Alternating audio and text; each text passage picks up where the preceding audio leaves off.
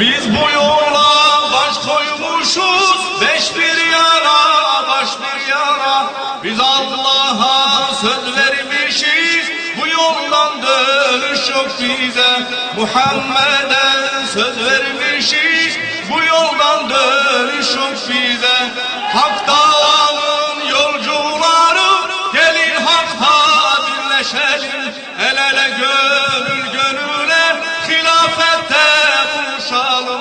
El ele gönül gönüle, hilafette buluşalım.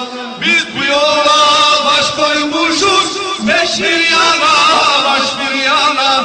Biz Allah'a söz vermişiz, bu yola dönüş yok bize. Muhammed'e söz vermişiz, bu yolda dönüş yok bize.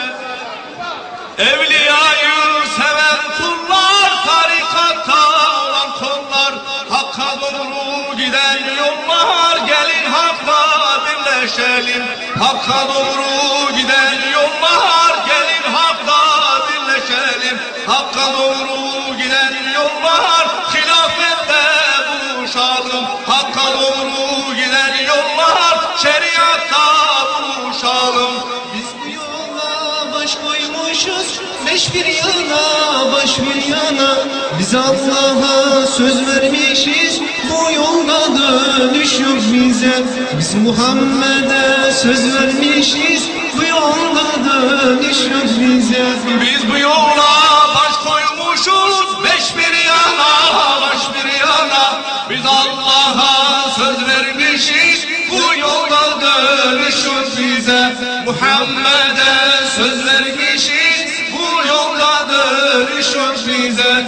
Dini milli tüm dernekler, yüce dava sizi bekler.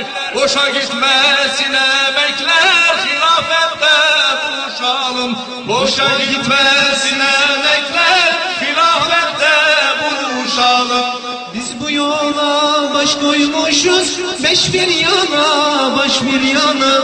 Biz Allah'a söz vermişiz, bu yolda dönüş yok bize. Muhammed'e söz vermişiz, bu yolda dönüş yok bize. Biz bu yola baş koymuşuz, beş bir yana, baş bir yana. Biz Allah'a söz vermişiz, bu yoldan dönüş yok bize. Muhammed'e söz vermişiz, bu yoldan dönüş yok bize. Rahmetliye söz vermişiz, bu yoldan dönüş yok bize.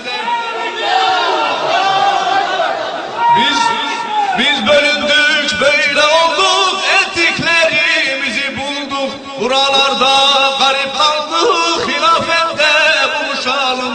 Buralarda garip kaldık, hilafette buluşalım. Buralarda yetim kaldık, şeriatta buluşalım.